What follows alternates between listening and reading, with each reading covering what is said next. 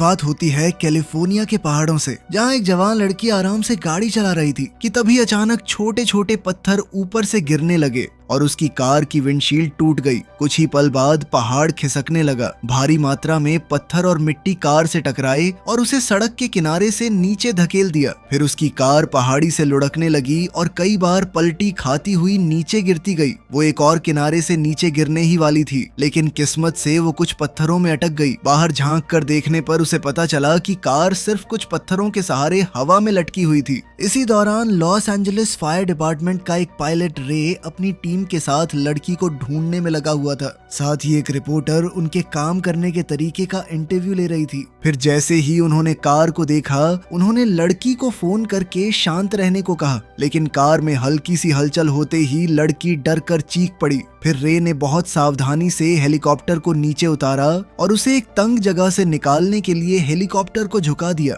उसके बाद एक रेस्क्यूअर रस्सी के सहारे नीचे उतरा ताकि वो कार को सुरक्षित कर सके। उसके पास सिर्फ 5 मिनट का समय बचा, क्योंकि उसके बाद हेलीकॉप्टर का इंजन जवाब दे सकता था। जैसे ही रेस्क्यूअर कार के करीब पहुंचा, लड़की ने घबरा कर उसकी तरफ हाथ बढ़ाया, जिससे कार दोबारा हिलने लगी। कुछ देर बाद कार को रोक लिया गया, लेकिन अचानक वो फिसल गई और रेस्क्यूअर उसमें फंस गया। उधर हेलीकॉप्टर भी जोर जोर से हिलने लगा और इंजन ज्यादा देर तक चलने की हालत में नहीं था। ये देखकर रे ने खुद नीचे जाने का फैसला किया। जब हेलीकॉप्टर से काला धुआं निकलना शुरू हुआ, तब रे कार तक पहुंच गया। उसने कार का दरवाजा तोड़ दिया और लड़की को बाहर निकाल लिया। उसी वक्त को पायलट ने कार को पकड़ने वाली रस्सी काट दी। इससे कार नीचे गिरकर बुरी तरह तबाह हो गई, लेकिन रेस्क्यूअर आजाद हो गया और रे ने लड़की को सुरक्षित पकड़े रखा। इसके बाद कैलिफोर्निया इंस्टीट्यूट ऑफ टेक्नोलॉजी में डॉक्टर डेविड बड़े भूकंपों के इतिहास पर लेक्चर दे रहे थे। उन्होंने बताया कि कैसे दुनिया भर में आए विनाशकारी भूकंपों ने लाखों लोगों की जान ली और भारी तबाही मचाई। फिर डेविड ने सैन एंड्रियास फॉल्ट का भी जिक्र किया, जो कैलिफोर्निया से गुजरती टेक्टोनिक प्लेट्स के मिलने की जगह थी। उन्हें पूरा यकीन था कि ये फॉर्मेशन कभी ना कभी एक बहुत बड़े भूकंप का कारण जरूर बनेगी। लेक्चर के बाद डेविड अपने ऑफिस गए, जहां डॉक्टर पार्क ने उन्हें हूवर डैम के पास महसूस किए गए छोटे भूकंपों की जानकारी दी। दोनों ने तुरंत वहां जाकर जांच करने का फैसला किया।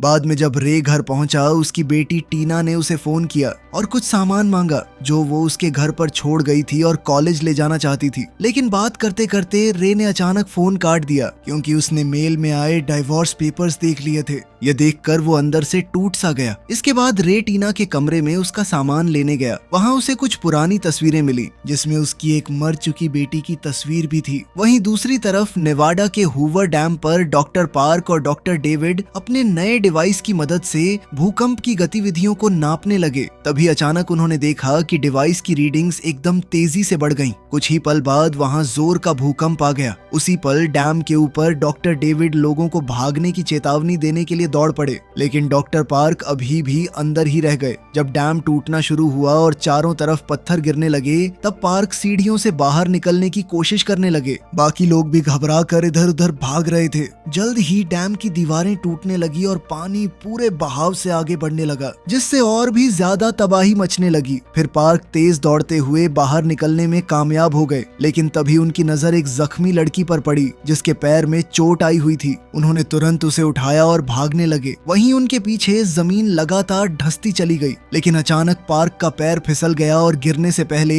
उन्होंने लड़की को डॉक्टर डेविड की तरफ धकेल दिया। जब उन्होंने खुद को संभालने की कोशिश की, तब उन्हें पता चला कि उनका पैर एक लोहे के सरिये में फंस चुका था। डॉक्टर डेविड उनकी मदद करना चाहते थे, लेकिन पार्क ने उन्हें लड़की को बचाने के लिए कहा। उसके अगले ही पल डैम पूरी तरह टूट गया और पानी का एक विशाल सैलाब आया, जो पार्क को अपने साथ बहा ले गया। इधर रे को उसके बॉस का मैसेज मिला। उस मैसेज में भूकंप की खबर थी और उसे तुरंत काम पर बुलाया गया था। काम पर जाने से पहले रे टीना का सामान देने गया। वहाँ उसकी मुलाकात अपनी एक्स वाइफ विक्टोरिया और उसके बॉयफ्रेंड डेनियल से हुई। विक्टोरिया ने रे को बताया कि वो और डेनियल अब एक दूसरे से शादी करने वाले हैं। ये सुनकर रे और भी दुखी हो गया और इसलिए वो जल्दी से वहाँ से निकलकर काम पर चला गया। कुछ घंटों बाद टीना डेनियल के साथ उसके ऑफिस पहुंची। लॉबी में इंतजार करते हुए उसकी मुलाकात बेन और उसके छोटे भाई लोगन से हुई और तीनों जल्दी ही दोस्त बन गए। दूसरी तरफ वही रिपोर्टर जिसने रे का इंटरव्यू लिया था वो डॉक्टर डेविड का इंटरव्यू लेने पहुंची। उन्होंने बताया कि डॉक्टर पार्क की मौत से पहले उन्होंने ये साबित कर दिया था कि उनका नया डिवाइस भूकंप की पहले से भविष्यवाणी कर सकता था।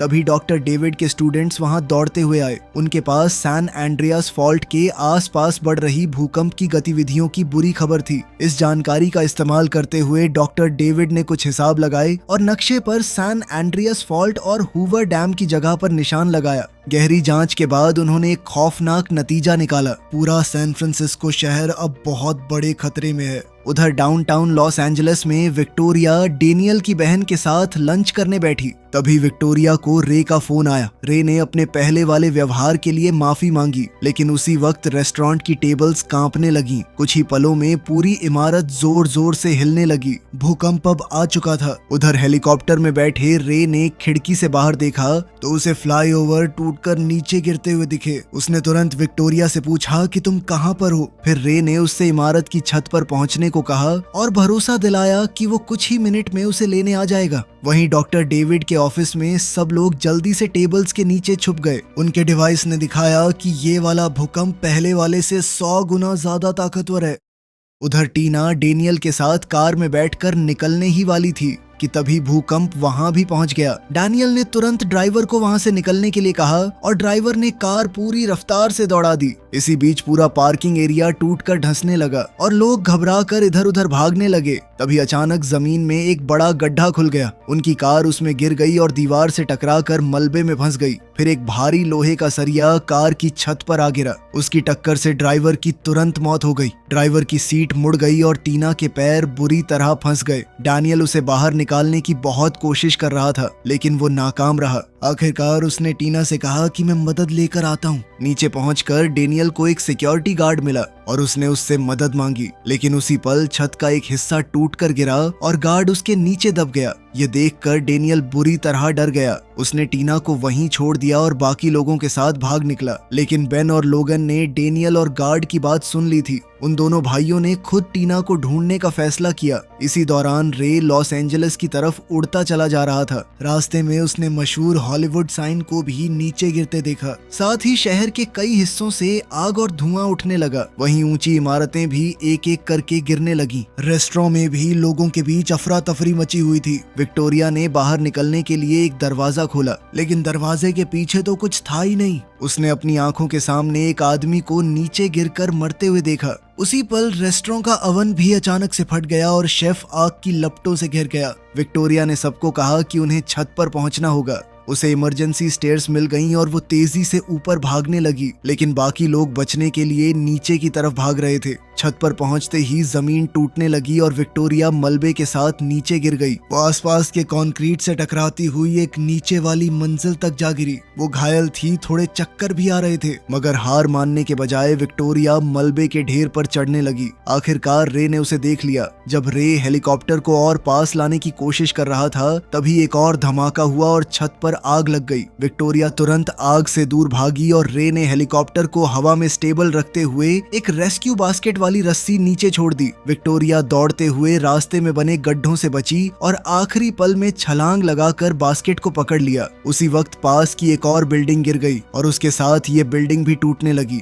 रे ने तुरंत उसे ऊपर खींच लिया और कॉकपिट में लौटकर हेलीकॉप्टर का कंट्रोल संभाला, क्योंकि एक और इमारत के गिरने की वजह से हेलीकॉप्टर तेज घूमने लगा। बहुत ही ज्यादा मुश्किल से हेलीकॉप्टर का एक दरवाजा खो देने के बाद भी किसी तरह वो लोग बच गए और बिल्डिंग्स के गिरने से पहले वहां से निकल गया। उधर सैन फ्रांसिस्को में टीना को अपना फोन मिल गया और उसने रे को मदद के लिए कॉल किया, लेकिन कुछ ही देर में सिग्नल चला गया। रे ने विक्टोरिया से कहा कि हमें टीना को बचाने जाना होगा। तभी और मलबा कार के ऊपर गिरने लगा। इसी दौरान बेन और लोगन टीना तक पहुंच गए और उसे निकालने के लिए एक लोहे की रॉड का इस्तेमाल करने लगे, लेकिन इससे और ज्यादा मलबा गिरने लगा। फिर बेन ने कार की डिक्की चेक की और उसे एक टायर जैक मिला। उसने उसकी मदद से ऊपर गिरा हुआ बीम उठाया, लेकिन वो सिर्फ थोड़ा सा ही उठा। जल्दी सोचते हुए बेन ने कार के टायर्स पंक्चर कर दिए ताकि कार नीचे बैठ जाए और टीना को निकलने के लिए थोड़ी और जगह मिल सके। ये तकनीक कामयाब रही और टीना ऐन मौके पर गाड़ी से बाहर निकल आई, जिसके बाद मलबे ने गाड़ी को पूरी तरह कुचल दिया।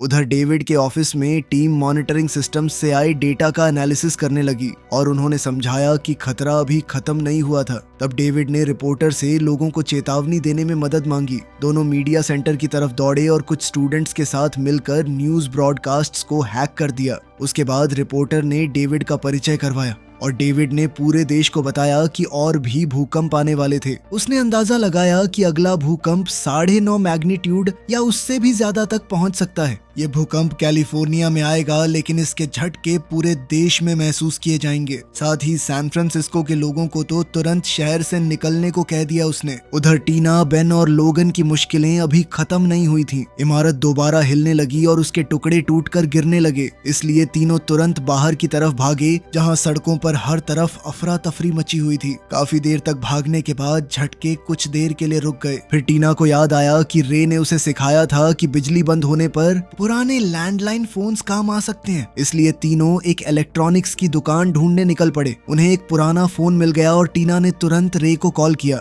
उसने बताया कि डेनियल उसे छोड़कर भाग गया था। ये सुनकर विक्टोरिया गुस्से से भर गई। फिर रे ने टीना से कहा कि वो ऊंची जगह पर मौजूद कोइट टावर पहुंच जाए। उसने वादा किया कि वो जल्द ही वहां आकर उसे ले जाएगा। कॉल खत्म होने के बाद बेन ने अपने माता पिता को फोन किया, जबकि विक्टोरिया ने डेनियल को कॉल लगाया। लेकिन जब कॉल वॉइस मेल पे चली गई तो विक्टोरिया ने उसे धमकाते हुए कहा कि अगर तू इस भूकंप से बच गया ना कुत्ते, तो मुझसे नहीं बच पाएगा। दूसरी तरफ डेनियल बाकी बचे लोगों के साथ सड़क पर आगे बढ़ रहा था कि तभी उसी भूकंप ने एक और इमारत गिरा दी। भीड़ घबराकर अलग अलग दिशाओं में भागने लगी, लेकिन डेनियल सिर्फ अपनी जान बचाने के बारे में सोच रहा था। वो लोगों को धक्का देकर आगे बढ़ने लगा, जिससे धूल की तेज लहर एक आदमी को दूर उड़ा ले गई। इसी बीच रे और विक्टोरिया का हेलीकॉप्टर तबाह हो चुके बेकर्सफील्ड के ऊपर से गुजर रहा था कि अचानक उसका एक इंजन फट गया। रे समझ गया कि अब तो हेलीकॉप्टर गिरने वाला है। उसने उसे बचाने के लिए खतरनाक तरीके से कभी नीचे तो कभी ऊपर उड़ाना शुरू किया,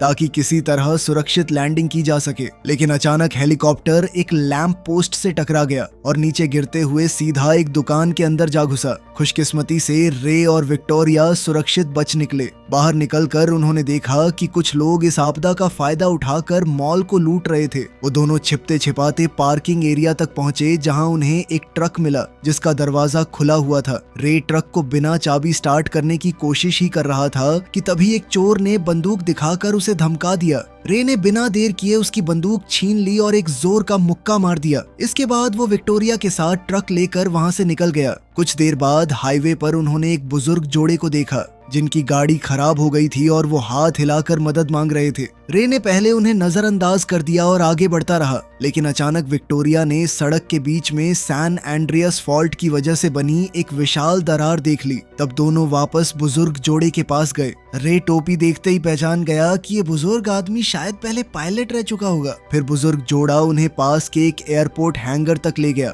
उनका शुक्रिया अदा करते हुए रे और विक्टोरिया ने उन्हें अपना ट्रक दे दिया और खुद एक छोटे प्लेन में सवार हो गए। प्लेन उड़ाने से पहले रे ने माफी मांगते हुए कहा कि हमारी बेटी के मर जाने के बाद मैं कभी तुमसे ढंग से बात नहीं कर पाया, क्योंकि उसे समझ ही नहीं आया था कि उस दर्द का सामना कैसे करे। वो खुद को इस हादसे का जिम्मेदार मानता था, क्योंकि उस दिन राफ्टिंग पर जाने का आइडिया उसी का था। साथ ही उसने ये भी माना कि मेरी वजह से ही हमारी शादी टूटी है। लेकिन विक्टोरिया ने उसे समझाया कि उनकी बेटी को कोई नहीं बचा सकता था और उसे खुद को दोष देना बंद कर देना चाहिए। उधर सैन फ्रांसिस्को में टीना, बेन और लोगन भीड़ के साथ चल रहे थे, जिसे एक गार्ड सुरक्षित जगह की तरफ ले जा रहा था। तभी टीना की नजर एक अकेले फायर ट्रक पर पड़ी। उसने ट्रक के अंदर से इमरजेंसी सप्लाईज वाला बॉक्स निकाला। वहां उन्हें एक रेडियो और खाने के लिए कुछ राशन भी मिला। बेन ने देखा कि कोइट टावर के आसपास आग और धुएं का घेरा बन चुका था। लोगन ने अपनी टूरिस्ट बुक में पढ़ा कि अगला सबसे ज्यादा हाइट वाला इलाका नॉब हिल है, इसलिए तीनों ने वहीं जाने का फैसला किया। हालांकि वो सुरक्षित रूट के बिल्कुल उल्टी दिशा में पड़ता था। कुछ देर बाद रे और विक्टोरिया का प्लेन भी सैन फ्रांसिस्को पहुंच गया, लेकिन एयरपोर्ट भी आग की लपटों में घिर चुका था। था। रे ने कहा कि हम लैंड नहीं कर सकते, हमें अब पैराशूट बांध के कूदना ही पड़ेगा। ये सुनते ही विक्टोरिया बहुत डर गई तो रे ने उसे भी अपने साथ ही जोड़ लिया और दोनों साथ में हवा में कूद गए। कई मिनट तक गिरने के बाद वो एक बेसबॉल फील्ड के बीच सुरक्षित उतर गए, लेकिन उसी वक्त एक और भयंकर भूकंप ने शहर को हिला दिया। डेविड और उसकी टीम फिर से टेबल्स के नीचे छिप गई, लेकिन इस बार बिल्डिंग पहले से भी ज्यादा जोर से कांपने लगी। सैन फ्रांसिस्को की सड़कों पर टीना, बेन और लोगन जमीन पर गिर पड़े। अब भूकंप की वजह से बिजली की तारें और आसपास की बिल्डिंग्स गिरने लगी थी। तीनों भागने की कोशिश कर रहे थे, लेकिन बेन गिर गया और शीशे का एक बड़ा टुकड़ा उसकी जांघ में घुस गया। यह देखकर लोगन टूट गया और रोने लगा। पूरा शहर उनकी आंखों के सामने धीरे धीरे बिखर रहा था। इमारतें गिर रही थीं, पुल टूट रहे थे और समुंदर का पानी भी अजीब तरह से हिलने लगा। जैसे ही रे और विक्टोरिया बाहर निकले, रे ने लोगों को चिल्लाकर कहा कि सब स्टेडियम के पीछे छुप जाएं, क्योंकि वहां पर गिरती हुई इमारतों का खतरा कम था। वहीं एक जख्मी औरत थी जो चल तक नहीं पा रही थी। रे ने बिना सोचे उसे अपनी बाहों में उठाया और स्टेडियम तक ले गया। सब लोग दीवार के साथ चिपक कर बैठ गए और इस तरह वो गिरती हुई इमारतों के नीचे दबने से बच गए। अब रे और विक्टोरिया को यह समझ आ गया था कि इतनी तबाही के बाद न गाड़ी काम आएगी और न पैदल चलना, इसीलिए उन्होंने बोट से जाने का फैसला किया। जैसे ही भूकंप रुका, टीना ने बेन की जांघ में घुसे हुए कांच के टुकड़े को निकाला और उसके घाव पर पट्टी बांध दी। दूसरी तरफ डेविड ने जब अपने कंप्यूटर पर चेक किया तो उसे पता चला कि ये तो आज तक का सबसे ताकतवर भूकंप है। कुछ देर बाद रे और विक्टोरिया उस टावर के पास पहुंचे जहां टीना को मिलना था, लेकिन टावर आग में जलने लगा। रे को यकीन था कि टीना किसी और ऊंची बिल्डिंग की तरफ गई होगी। तभी उसकी नजर समुंदर के पानी पर पड़ी जो बहुत तेजी से बदलने लगा। रे तुरंत समझ गया कि एक भयंकर सुनामी उनकी तरफ आ रही थी। रेडियो के जरिए टीना तक भी चेतावनी पहुंच गई और पूरे शहर में अलार्म गूंजने लगा। अब उनके पास नॉब हिल पहुंचने का वक्त नहीं था। तभी टीना ने पास ही डेनियल की बन रही बिल्डिंग देखी और फैसला किया कि उन्हें वहीं पनाह लेनी होगी। उधर समुंदर के किनारे सैकड़ों बोट्स बचने की कोशिश कर रही थीं, लेकिन उनके सामने एक विशाल लहर आ खड़ी हुई। कुछ बोट्स को तो लहर ने पहले ही डुबो दिया। रे ने मुश्किल से अपनी बोट पर काबू बनाए रखा और लहर के ऊपर तक पहुंच गया, लेकिन खतरा अभी पूरी तरह टला नहीं। आगे एक बहुत बड़ा कंटेनर शिप उनकी तरफ बढ़ रहा था। रे ने आखिरी पल में बोट मोड़ दी और टकराने से बच गया। शिप ने उनकी बोट को पूरी तरह तबाह नहीं किया,